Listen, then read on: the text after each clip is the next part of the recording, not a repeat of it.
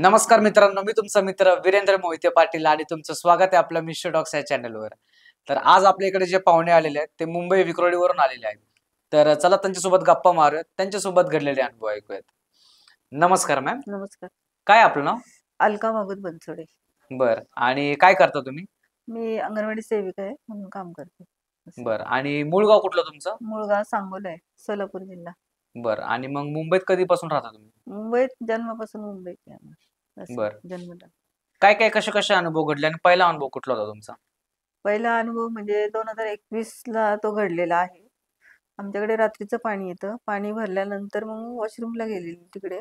तर एकटीच गेली ती. 11 वाजलेले. चाव्या प्रत्येकाला असतात. चावी घेऊन गेलेली, पण तिथे एक मग बाई तुम्ही राहिलं कुठं होतं, म्हणजे असं बैठे घरात? वर्षानगरला आहे मी. वर्षानगरला. नाही नाही, म्हणजे असं बैठक घर वगैरे होतं हा, का? बैठे असे चाळ टाईप आहे असं, पण बाथरूम असे कॉमन आहेत तिथे सगळ्यांचे. चावी घेऊन गेलेली, पण तिथे एक बाई होती म्हणून तिकडे न ठेवता मी डबा लास्टच्या इथे ठेवला.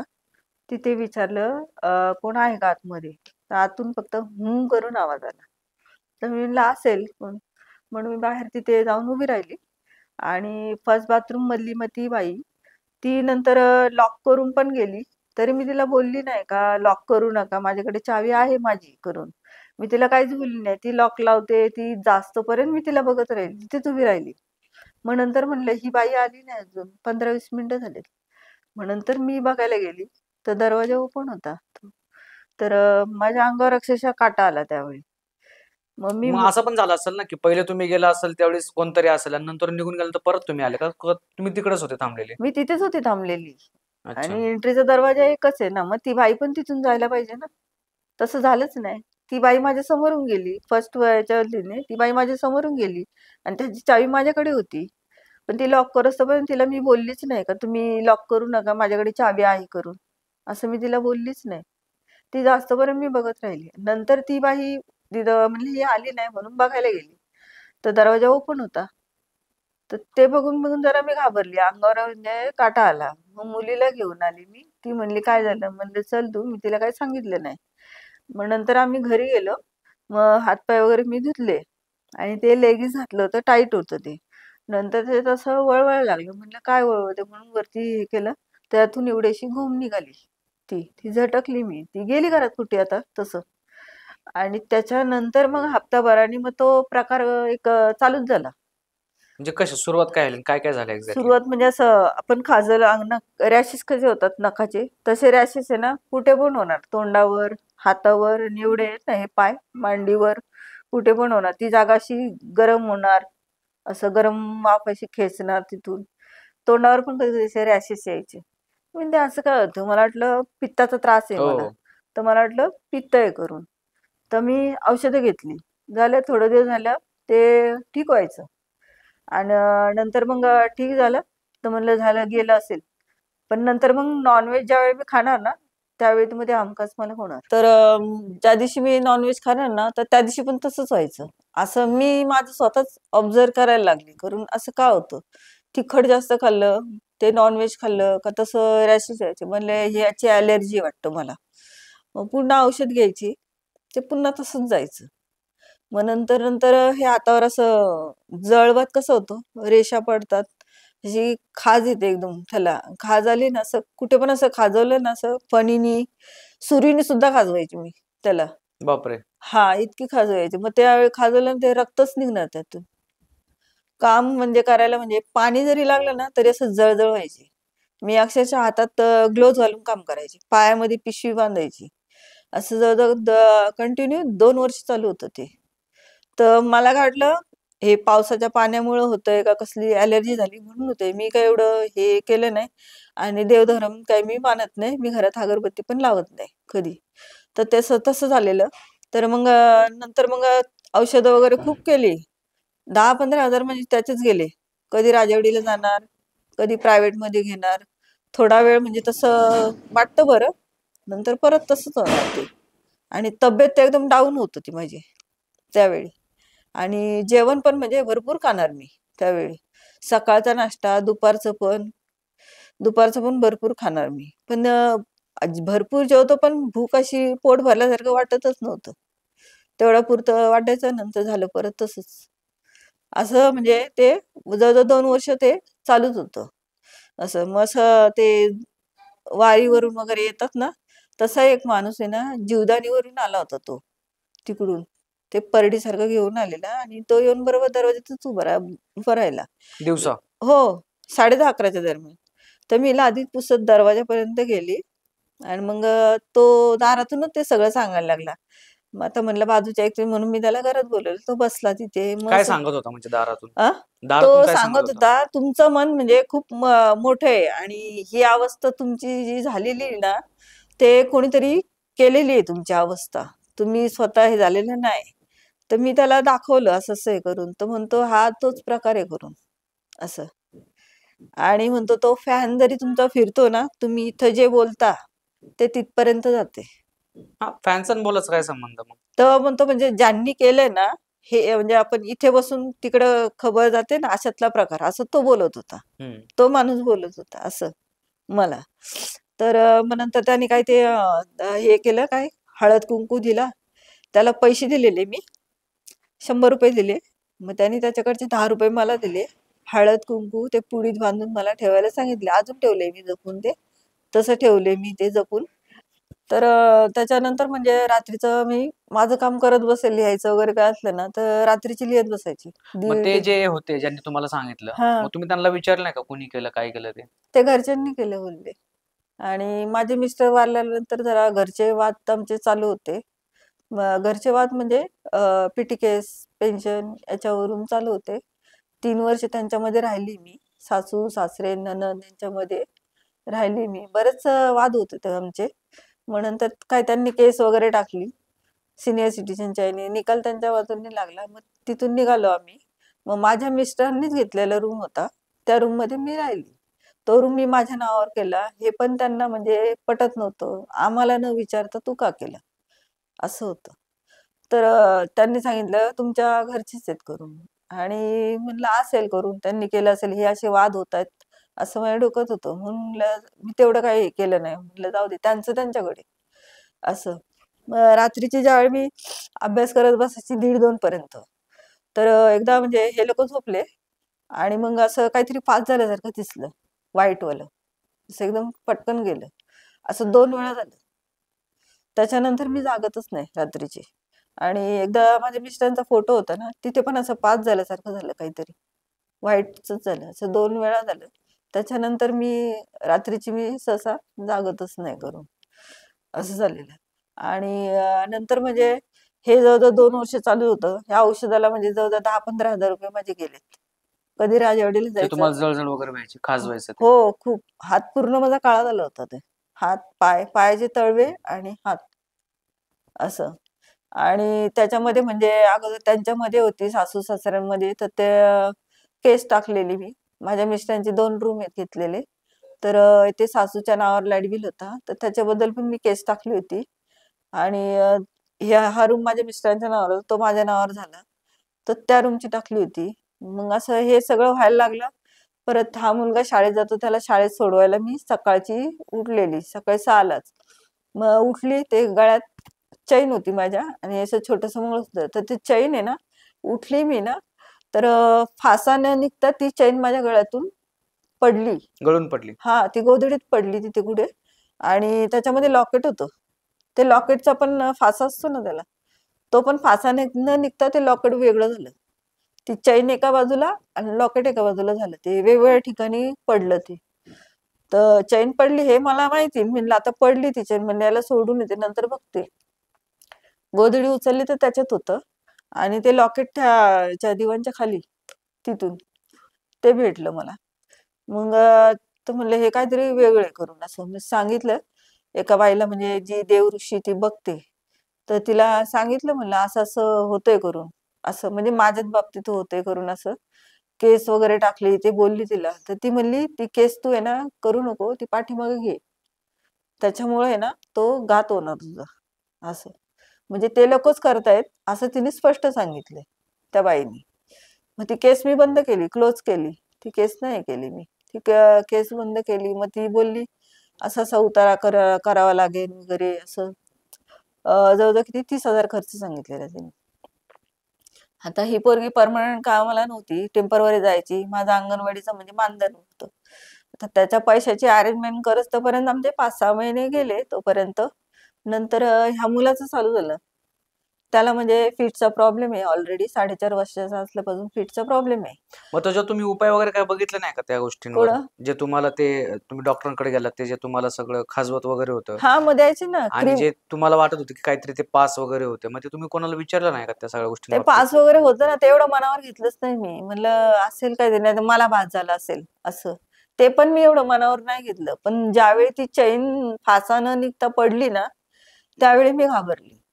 कारण की चैन पडली आणि तो लॉकेट पण त्याच्यातून वेगळं होऊन पडलं ना. मग हे जरा वेगळं वाटलं मला, असं कसं होऊ शकतं? तेव्हा मी घाबरली खरं म्हणजे. आणि मग ती बाई आहे जवळचीच, तिला असं विचारलं, तर ती म्हणली असं-असं आहे करून. आणि मग त्याच्यात मग त्या मुलाचा त्याला फिटचा प्रॉब्लेम आहे. त्याला फिट यायच्या आधीमधून आणि त्या लहानपणापासून प्रॉब्लेम होता का फिटचा? हां, त्याला 4.5 वर्षाचा असल्यापासून येते.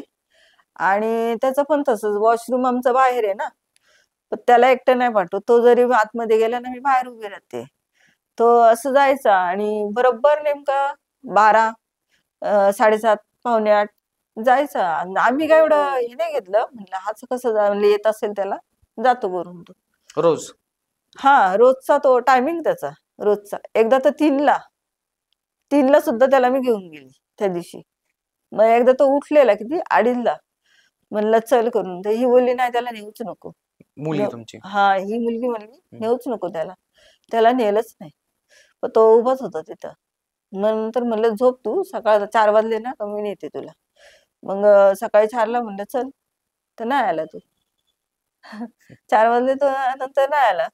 मग नंतर असं जातं करता ना आणि त्याची फिटचा आम्ही बरोबर ऑब्झर्व्ह केले. अमावास्या नाहीतर पौर्णिमा झाली ना, 1 दिवस आधी नाहीतर 2 दिवसांनी त्याला ती येणार म्हणजे येणारच. त्याचे टायमिंग पण आम्ही लिहून ठेवायला लागलो नंतर. टायमिंग पण बरोबर लिहून ठेवायला लागलो. आणि टायमिंग लिहून ठेवला त्याचा. आणि एकदा तर बरोबर हां, अमावास्या होऊन गेली होती. तो क्लासला जातो, मी कामाला जाते. आम्ही दोघं सोबत निघतो. त्याची तयारी झाली आणि बरोबर 12 वाजलेले. मला म्हणलं वॉशरूमला जायचंय. त्याला म्हणलं चल. त्याला जाऊन आणलं. तर म्हणलं आता तू फुल पॅन्ट घातली होती. हाफ पॅन्ट त्याला म्हणलं हाफ पॅन्ट घाल. हाफ पॅन्ट घालून त्याला जाऊन आणलं. मग तो जाऊन आला आणि म्हणलं तू पॅन्ट चेंज करून घे. मग मी तयारी करते. तो पॅन्ट चेंज करायलाच गेला. पॅन्टच घालणार, अर्धी घातली आणि असं काहीतरी त्याला आपटलं. उचलून कसं आपण आपटतो, तसं त्याला उचललं आणि पाय त्याच्यानंतर त्याला तो ओरडला ना, तर त्याच्याकडे बघितलं मी. तर पाय त्याचे अधांतरी होते असे. आणि नंतर आपण सोडतो कसं वस्तू, तशी सोडली खाली त्याला. बापरे! फटकन असा डोक्यावर तो आपटला आणि 2 मिनिटं त्याचा श्वास बंद झाला. मी घाबरले. 2 मिनिटं श्वास बंद झाला आणि मग न्यूरोथेरपिस्ट आहे, त्यांच्याकडून थेरपी चालू असते त्याला. तर त्यांना बोलवून आणलं. मग त्यांनी ते पावडर वगैरे टाकून आहे ना, आपला पाठीचा पण कसं ना, हे अंगठ्याने ना असं प्रेस करतात ते. तर ते तसं केलं, तो आला शुद्धीवर नंतर. मग नंतर म्हणलं, "आज जाऊ नको, तू झोपून घे." तो झोपून राहिला नंतर. मग हे असं प्रत्येक वेळी व्हायला लागलं. मग जवळ-जवळ 5-6 महिने ते चालूच होतं त्याचं. बरोबर त्याच टायमिंगला फिट पण त्याच टायमिंगला असं येणार करून आम्ही नोट करून ठेवलेले पूर्ण असं. एकदा अमावास्या झाल्यानंतर आलेली त्याला. 5:30 6च्या दरम्यान त्याला आली. पहाटे? नाही, नाही संध्याकाळी. संध्याकाळी? हां, म्हणजे 7च्या दरम्यान असं तेव्हा आली. तर मग नंतर त्याला आली. तर त्याला मी ते तेव्हा नव्हते तिथे घरी नव्हते. मी कॉल केला ते म्हणले, "मी नाही आहे. तुम्हाला सांगितलं तुम्ही तसं करा." मग ते पावडर वगैरे टाकून हात अंगठ्याने मी त्याला असं प्रेस केलं. थोडा नॉर्मल झाला तो.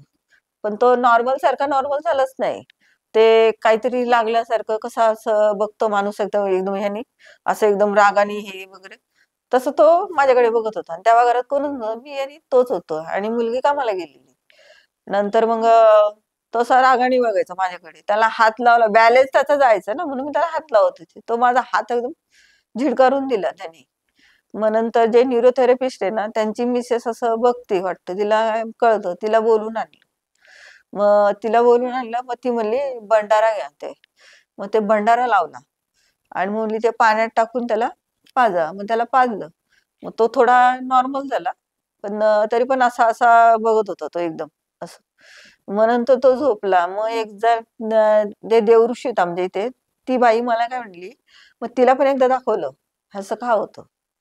तर ती म्हणली त्याला ना असं लागलेलं आहे, म्हणजे 16-17 वर्षाचा मुलगा आहे, ते लागलेलं आहे करून त्याला.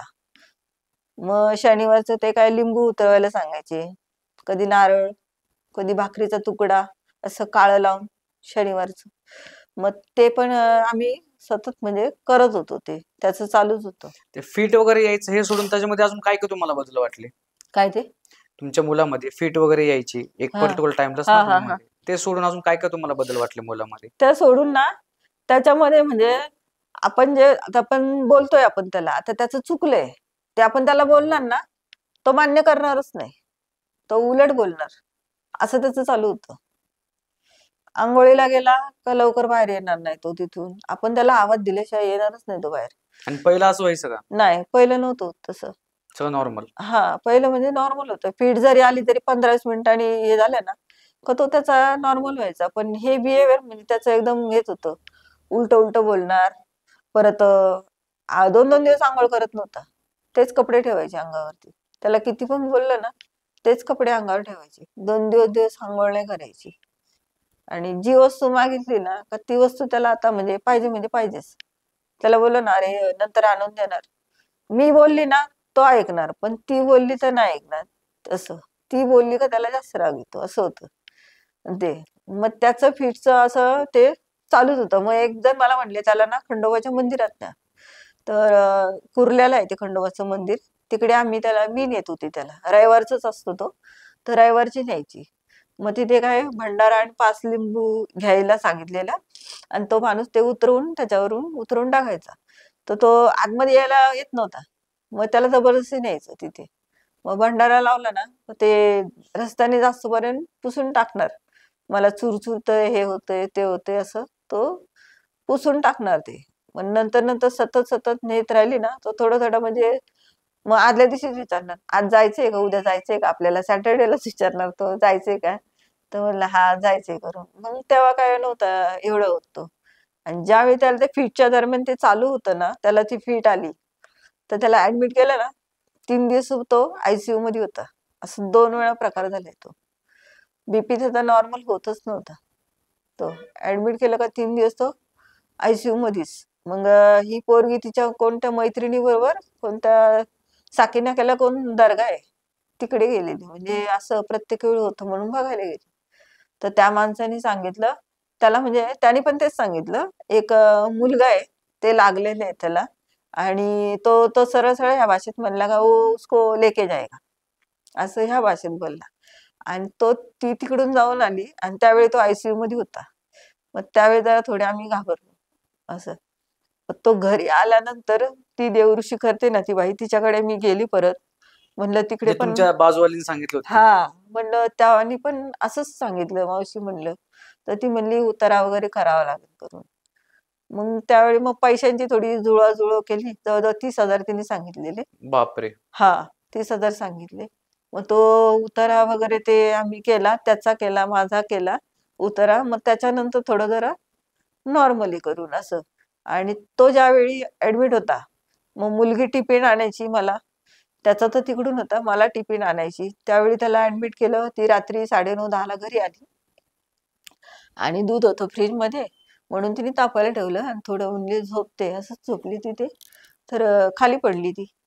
नंतर मला म्हणली, "अगं असं झालं, खाली पडली मी तिथून." म्हणलं, "अगं तू झोपली असेल, तुझा तोल गेला असेल म्हणून तू पडली असेल." बरोबर. तर म्हणते, "नाही अगं, मला ना ढकलल्यासारखं वाटलं, मी पडली." आणि मग असं 2-3 दिवस तो होता. तो एक कोइन्सिडेंस त्या दिवशी झाला. त्याच्यानंतर 2 दिवसांनी डबाच घेऊन ती माझ्याकडेच येत होती रात्रीच्या वेळी. मग ती डबा घेऊन येते, रिक्षातून येत होती. ती रिक्षा ना अक्षरशः स्पीड ब्रेकर असतो ना, त्याच्यावरती आदळलं कसं आपण पुढे येतो, तशी ती आदळली गेली, बाहेर फेकली गेली. गुडघ्यावर असं पडली एकदम त्याच जीन्स. दिवशी का? नाही. तो ऍडमिट होता ना त्या दरम्यान हे 2-2 झाले, कोइन्सिडेंस झाले करून ते. मग ती पार रिक्षाच्या बाहेर पडली. ते जीन्स पॅन्ट होती त्याच्यातून अगदी लागली तिला पूर्ण. बापरे! असं खरचटलं एवढं तिला. म्हणजे असे हे 2 तिच्या बाबतीत पण झालेले आणि त्याच्या बाबतीत पण ते चालू होतं. आणि सुरुवात तर तुमच्यापासून झाली. आणि सुरुवात माझ्यापासून झालेली ती. आणि माझं तर जवळजवळ 2 वर्ष चालू होतं. त्याचं पण 6 महिने वर्षभर त्याचं चालू होतं त्याचं बर. असं. त्या बाईने तुम्हाला उतारा करायला सांगितल्यानंतर तुम्ही केला का उतारा? मग त्याच्यानंतर सगळा प्रॉब्लेम सॉल्व्ह झाला हा का? केला आम्ही. चेंजेस काय काय वाटले तुम्हाला उतारा केल्यानंतर? उतारा केला ना, ज्यावेळी ती म्हणजे आम्हाला बसवलेलं दोघांना पण. तर ते काय म्हणतात ते कोहळा असतो ना, हो. तो कोहळा, ते नारळ असं ते एका परडी ते घेतलेलं आणि असं उतरवतात ना, तसं उतरवलेलं. नजर काढतो तसं. हा तसं तसं उतरवलं ना, मग असं आपल्या कसं अंगामध्ये काहीतरी आहे आणि ते कसं जातं पटकून, तसं मला असा भास झाला. तिने त्यावेळी उतरवलं ना, त्यावेळी मला तसं तो भास झाला. त्याला पण तसंच केलं त्या मुलाला. मग नंतर तिघांना आहे ना तावीज दिले तिने, ते घातले आणि असं काहीतरी जडीबुटीचे पुड्या दिल्या थोड्या. म्हणजे ती कामाला जाते, मी जाते, तर ते पर्समध्ये ठेवायला सांगितलं आम्हाला असं. पण तेव्हापासून म्हणजे असं काही एवढा प्रॉब्लेम नाही होत. पहिलं म्हणजे कोणतं पण काम करायला जाणार ना, त्याच्यात काही ना काही अडथळे येणार. ही मुलगी काम शोधायला जाणार ना, मला सांगून जाणार, आज इकडे इकडे इंटरव्ह्यूला जाते मी. ते तिचं होणारच नाही. तर मला म्हणते, असं तुला सांगून गेली ना, तर ते काम माझं होतच नाही.